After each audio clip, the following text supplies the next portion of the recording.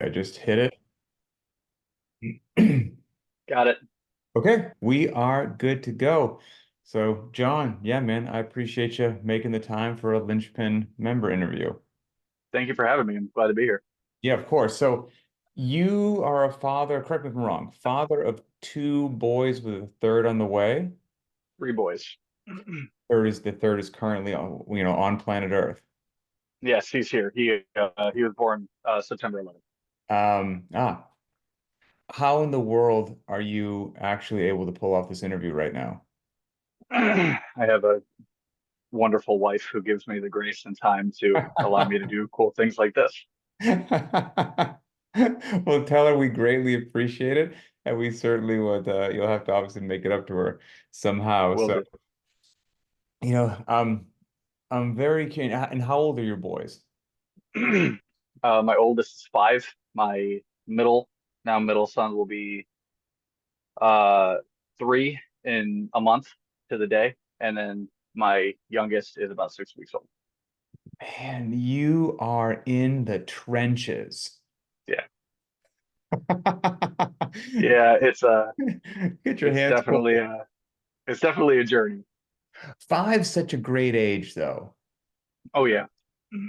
Oh I yeah, mean, like, he's all of my boys are way smarter than I was at that age. Like my 5-year-old and I are having theological discussions. It's that's insane. amazing. Yeah, And how's the 3-year-old? he is the middle and has been since he was born. He's adorable and smart, too smart for his own good. Mm-hmm. Very respectful in his defense. My wife and I make the running joke of we'll tell him that we need something done, and he'll be like, "No, thank you. I don't want to." Like, Right. well, that's not. I wasn't asking, but all right, thank you. But it says it so politely. Yeah, you can't really be upset with him. Like he's at the very least learned to be mannerful. Do any of them have any interest in what you do when you wander into the garage, or not quite yet? Yeah, absolutely. My oldest was the first to take an interest, and he'll come out there. Won't like will when I'm out there in the throes of respiratory distress, will be like, Dad, look at me, and he'll be on the assault bike or running on the treadmill or doing something hanging from the rings that I have in the garage.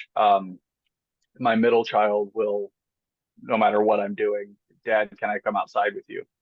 And if it's a workout like the overhead day that we had on Monday, I will be like, yeah, absolutely, you can come out because I can keep an eye on you while you're Mm-hmm. doing that. But if it was a workout today like Fran, where it's a sub 6 minute sprint and I'm more focused on not dying on the garage floor, then no, we're not going to be doing that. Right, right. So yeah, I saw in the private Facebook group that you already knocked out Fran. I'm jealous. It's still looming over my head. That was my first time doing Fran in my CrossFit journey. RX. Oh, no kidding. Hmm. Okay. We did it about I 6 months did. ago. You must have missed it. I did 24.3. I was participating in the open when Fran Gotcha. came around. Gotcha. Yeah, Okay. Oh, that first adequately prepared Fran. me for how bad this was going to hurt. Congratulations, man. And you went sub 6 in your first Fran. 556. Yeah. Man, that's legit. And were both parts equally challenging, or did you find it was more the barbell or more the pull-ups that kind of It were was a it neat the call? I am blessed with the ability to move a barbell pretty fluidly. Um, the pull-ups at my current weight are were the most challenging and figuring out on the fly how to break those up. Hmm. Because fresh I can knock out 21 butterfly pull-ups, no problem. Okay. But choosing not to Right. because you know that the 15s and the nines are coming up. So I think the 21s and the nines were unbroken on the thrusters. And then I broke up 876, 765. Yeah, no, 654, Six and five then four. 54 on the Yeah. pull-ups. Oh, the 15s are so nasty. I just have dread. I have impending dread. And I don't Hmm. know. I've been friends so many times. I know I'm never going to get near my lifetime PR. I just have to let that go. But I don't know whether I just do it as it is and just, go as hard as I can, and the Hmm. stimulus is the stimulus. Do it prescribed, but do the dumbbell version. So then at least it's quote unquote different. You know what I mean? I can't Hmm. quite compare my time. Or I'm rolling around doing the wild card today, which is the 5 rounds of 9 and 9. Okay. I think I might actually be able to set my tail on fire more with those just sets of 9 than battling through a set of 21 or 50. So I don't know. I've got just I was thinking about it last night laying in bed. I'm like, this is ridiculous. You're not supposed to think about the workout laying in bed. It's terrible. Now that I think about it, honestly, I believe that my first encounter with Fran may have been like real early in my CrossFit career.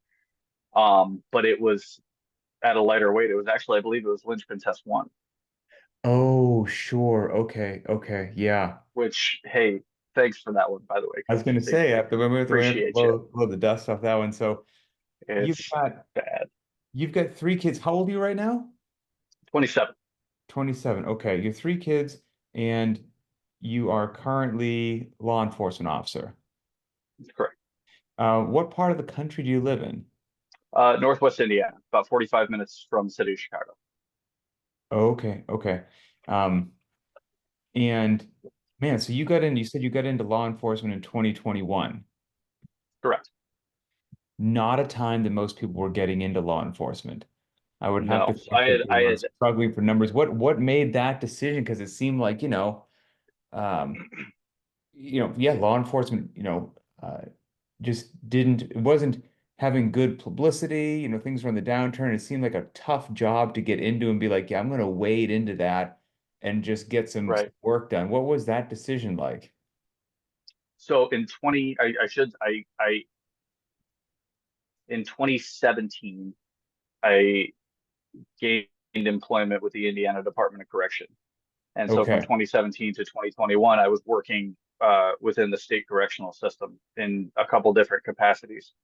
And I had tested for several police departments in 2020, the department I'm at now being one of them, and didn't get a call and was kind of going through the motions with the correction system. And a year, almost to the day, I get a call from the chief of police at the time for the department I'm at now, and he said, "Hey, we know that you've been waiting for a call. We have a spot that's opening up. We'd like to bring you on." And so that was October of 2021. And between October and December of 2021, it was a fast track. We're going to get all the stuff done, check off all the boxes. And then I think the longest part was waiting on the retirement fund to get approved to bring me on board. Okay. So December 26th of 2021 was when I got brought on board.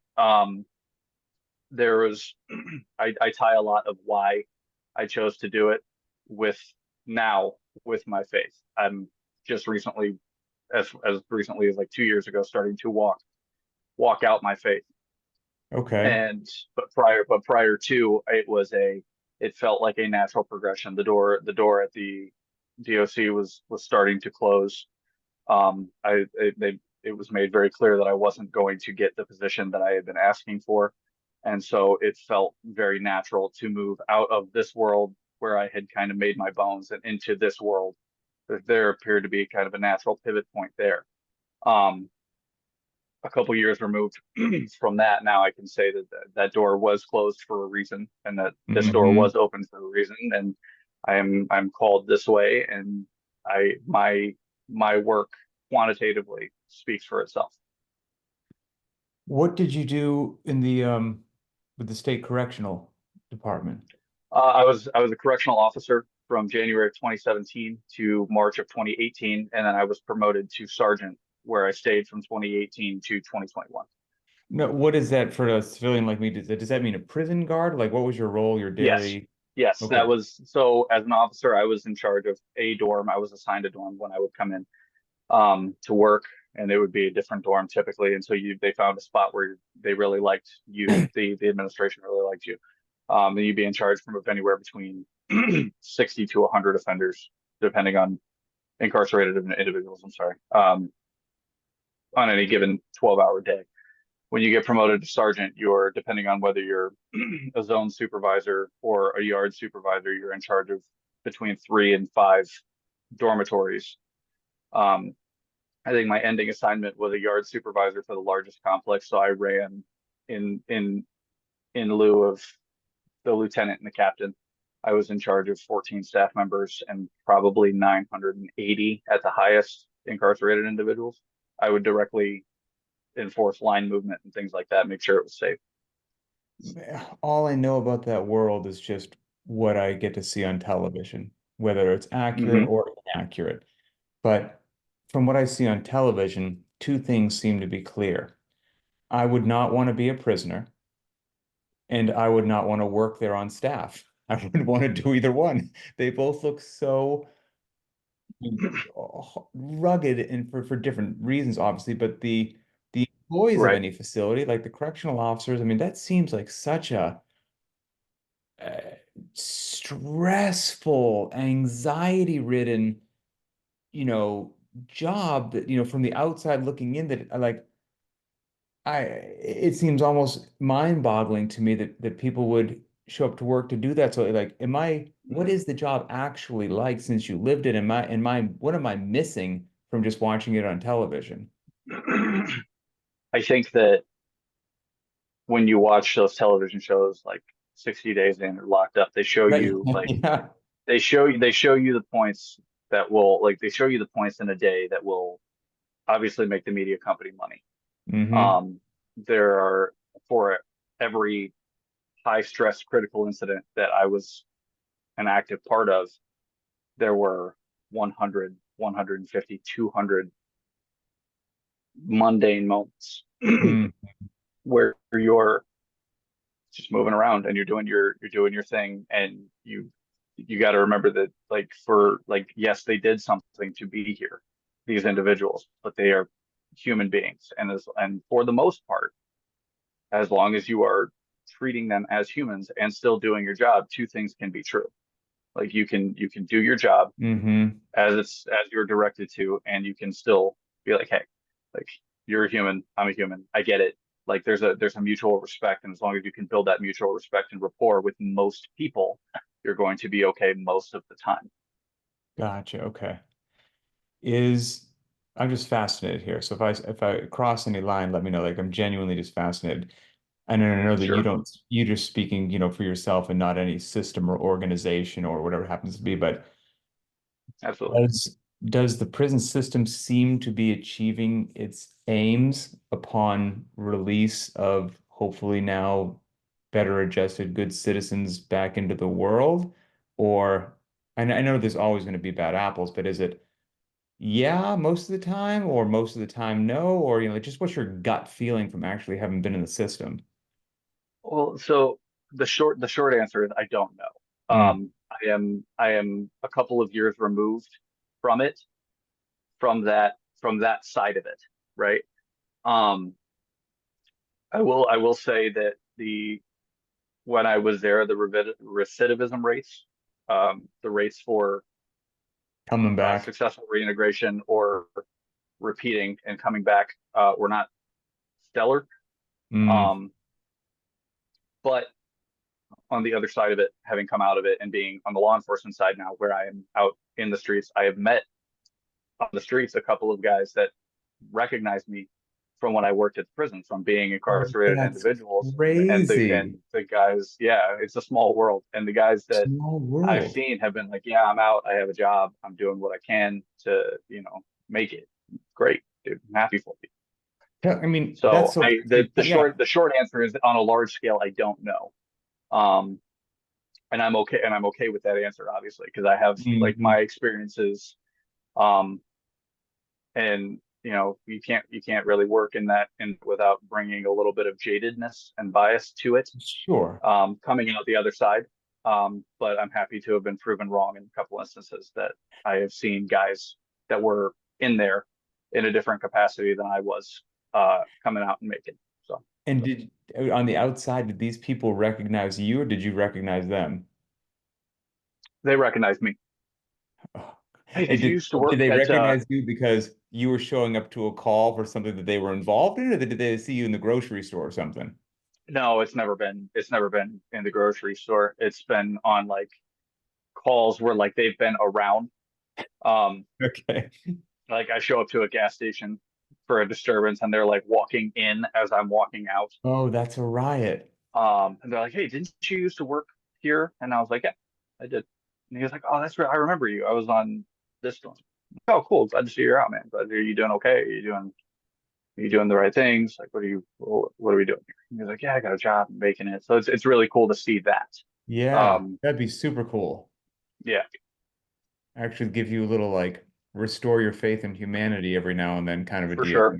Give you For sure. some positive vibes to make you hopefully your steps a little bit lighter. Yeah, absolutely. It's 'cause, yeah, working in that environment and going in, where you work, you spend half the year, well, really a quarter of the year, because you're spending half of a day um inside the walls. Like it tends to become, if you let it, it becomes all that you see and all that you want to deal with. And Mm, so to have that positive encounter after 4 years of like, all right, it's a nice change of pace. I bet. So now operating on, the police officer side, what, is it, both your previous occupation and this one are both law enforcement in different capacities. Are the roles and responsibilities of what you're doing now wildly different than your previous occupation, or is there some transfer? Like how would you just describe what you used to do? How would you describe Mhm. to somebody who is unfamiliar with the roles and responsibilities of a police officer, what's your job now? Comparing the two is corrections is more, it's difficult to articulate. It's more controlled in the sense that like you're in this, you're confined within the walls, right? You're inside the And there's walls. only, correct. There's only so much that can go on. Um, when you're out on the street, it's a little bit more, like a little bit less stable in the sense that anything can happen at any time. But the roles are generally the same. Um, it's I have more freedom now. Obviously, I'm in a car and I can make the day what I want the day to be. But my job is really, it's protecting the taxpayers of the town that I work for. Um, Whether that be, and that's in any capacity. That's in, proactive crime prevention, um, traffic enforcement, uh, community events, traffic check, or neighborhood checks, community policing, if you want to call it that. And then obviously making arrests and that part of it. And So I would say it's more, I am more in the public eye now and have to take the public into consideration more in the way that I operate and do my job rather than inside. Does that make sense? yep, I for hope I'm sure. saying that And appropriately. I have to make an assumption, please correct me if I'm wrong, that if you're showing up to Hmm. something, you don't show up when somebody's having a good day. You show up when something has gone sideways or they're having one of the worst days of their life. Yeah, it's very rare that someone's calling us to come and wish them a happy birthday. It's Right. So that it's being yeah, said, it's so I'm gonna butcher this, but it's for every civilian witnesses probably and the number's so ridiculously low, it's crazy. So however many critical incidents in their lifetime, and it's like tenfold for a police officer in a year or something like that. well, I buy that. Um, yeah, it's so yeah. The short answer is yes. We are not, more often than not, we are not coming for something great. Um, Have you noticed any difference? typically something's gone off the rails for us to be called and show up. And have you noticed any difference, just gut feeling from you show up on scene to the general call? I know that that general call probably doesn't exist, but for lack of a Mhm. better way to say it, you show up on scene to the general call as to how the police showing up are received by the public in 2021 versus now almost 2025? Is the vibe the same? Has the vibe changed? I This is not going to be a really popular take. I don't think that the general consensus for the way that police were perceived in 2021 was as accurate as the media made it out to be. Okay. I think that it was I obviously everything that transpired was awful and should not have happened. And 100%. I don't want to get into all that, but even coming into the profession in 2021 and now being 3 years removed, almost 4 years removed, it I've not I've on the instances where people are spewing hate and volatility towards law enforcement are few and far between. And that has Gotcha. been my experience up to this point.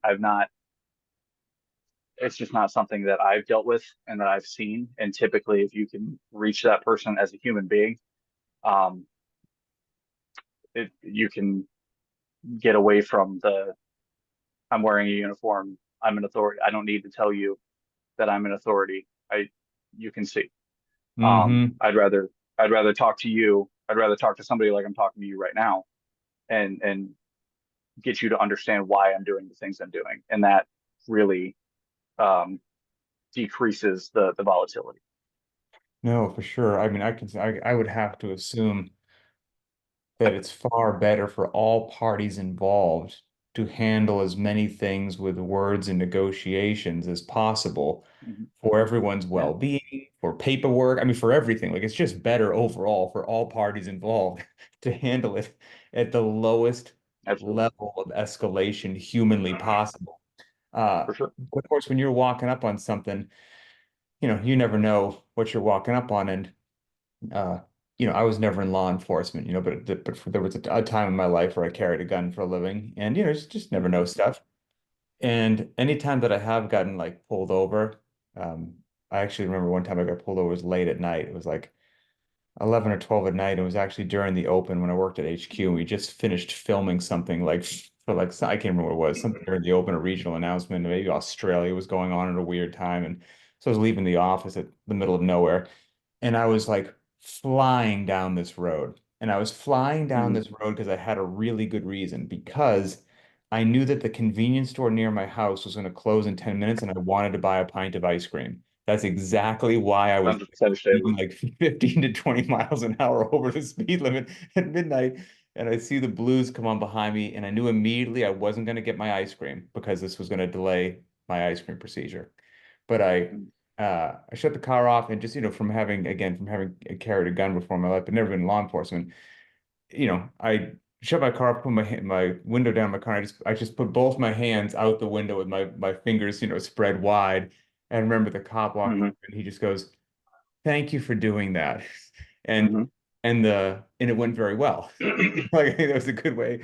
I still got some sort of a citation, but I think it was far less than what it was. And he got quite a chuckle because I told him about he's like, "What's the hurry?" And I told him, and he's like, Yeah, "Gotcha. Okay." But it's understandable. I guess my question is, I mean, every call that you show up to has to be wildly different, from some idiot just trying to get a pint of ice cream to domestic to you fit the description of somebody who just did something horrific, and like everything in between. Do you have like a natural spidey sense for walking up on situations, or is that something you've had to develop? Like, what's that like? It is a continuous development. Um, it never stops. I was blessed to have great training officers coming through the academy and through my field training phases where they're drilling into your head what normal looks like. Mm. What would you as a normal person do? Hi, Bob. I'm talking. Hey, Come here. buddy. Come here. Okay. Oh yeah, now we're Anyway, getting real. yeah, this is real life. Um, what does normal look like? It's what I, as a normal person, like if I'm operating as a civilian, right, and I get pulled over by the police, am I gonna like what am I doing? Am I Mhm. turning on my interior cabin lights? Am I putting my hands up on the steering wheel? Am I not grabbing anything until I'm asked to grab something? The answer is yes. That's what a normal person would do. So anything outside of that, hi Bub, With your attention. anything. Yeah, anything outside of that would deviate from what a normal person would do. Now, interactions with the police are generally nerve-wracking, especially if you don't interact with the Sure. police very often. So you have to figure out why you're not acting normally. Yep. Um, Could just be and then nervous. from there, you're launching into an investigation. So the short answer is it is a continuous development of figuring out what normal looks like and then trying to figure out why something doesn't look normal. Hmm. Man. Yeah, God bless you for that. I mean, that's a rugged occupation. So as a civilian, I say thank you. Um, that's a that's a difficult job that has to be done in ambiguous and ever-changing environment all the time. So, um, what does you know your fitness as applied to your occupation? Uh, do you find in most of the times you're breaking into a full sprint, or can you get it done with the radio and a walk to the car? I mean, like what's your take on physical fitness and law enforcement these days? I think it's as important as any knowledge of case law or firearms or how to drive fast, or it's integral. And I'll stand on that forever. It is a given the ever changing dynamic of what we do and the kind of calls that we respond to, you need to there are certain things that you need to be able to do. The Indiana Law Enforcement Academy has a set standard of physical fitness, and Mm, I think it's a good start. But ideally, after you leave the academy, you have to maintain or increase that level of fitness because you sure. just never know, right? If you're in a sprint, how far can you sprint before you're 100% gas and the guy turns Right. around and wants to fight? Like now you're gas. So what are we doing? If you trip and fall, are you able to pick yourself back up off the ground? Are you able to essentially are you can you do a burpee in full gear? Right. Like there are so many what ifs, but the what ifs are predicated on past things where something has failed and or your fitness has failed and someone has been hurt or killed. So I firmly believe it's as integral of a part of law enforcement as learning to drive an emergency vehicle, learning to shoot well, learning to defend yourself and defend other people, learning case law, learning what you can and can't do. It's a very integral part of what I do. I would believe that 100%. Well, I'm going to try to wrap you up here so you can get back to your boys, but correct me if I'm wrong, but your father's no stranger to fitness as well, right? No, he's a linchpinner as well. And he's quite strong. Who's stronger, you or him? He has a stronger deadlift and a stronger. I think the power lifts he's stronger than I am. Okay. The Olympic lifts, I give him a run for his money. I Hi, mean, Dad. how cool is that you have a dad who has a monster deadlift? That's a cool Yeah, it's dad. wild. It's wild. Do It's you know wild. what's off the top of your head? What's his deadlift roughly? His deadlift, I straight bar. I want to say it's 465, Oh man. but I for like hex bar, he pulls like 520, I think. Good grief. That is so cool. I mean, that's a Yeah. family of fitness right there. I mean, that's awesome. So please give your best to my dad as well. I always enjoy seeing his posts. But maybe in closing, just kind of let people know, um, any recommendations for other law enforcement out there? Maybe the job's stressful, you're grabbing junky food, during quick breaks or whatnot, and their fitness has started to slide in a negative direction. Recommendations for just starting to get on a better path? Increase your protein intake. Um, Drink more water than you think that you should. Um, don't get don't get jaded and don't get complacent with the lack of availability of clean food. Mm, Um, and understand that your motivation to exercise is not always going to be there. Um, there are days that I don't want to get up and go do Fran. I surely didn't want to get up and do Fran this morning, Right, right, but it wasn't a an ability based thing. I wasn't so it wasn't like a month ago when I gave myself rhabdo on that awful wall ball and rowing workout. It was I just woke up and didn't feel like doing Fran, but I went out and right. did Fran because I know that long term it's a brick in the wall that I'm trying to build. Um, you got to build discipline. It's not always going to come from motivation. So that's the advice that I would have. Do your best. 100%. Well, John, I appreciate you, brother. Thanks for what you do out there. You got a wonderful family. You're a beacon of positivity in Linchpin, and that doesn't go unnoticed. So, yeah, much obliged, man. I appreciate it, Coach. Thank you for having me. All right. Well, enjoy the rest of your day, and I will see you online. Will do.